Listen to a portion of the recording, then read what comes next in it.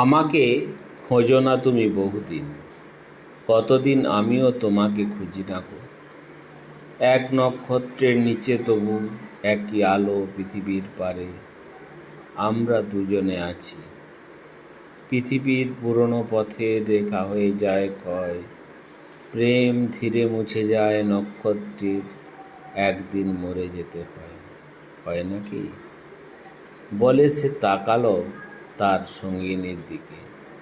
আজ এই মাঠ, সূর্য, সহমর্মী অঘ্রাণ কার্তিকে প্রাণ তার ভরে গেছে। দুজনে আজকে তারা চিরস্থায়ী পৃথিবীর ও আকাশের পাশে। আবার প্রথম এলো মনে হয়, যেন কিছু চেয়ে, কিছু একান্ত বিশ্বাসে।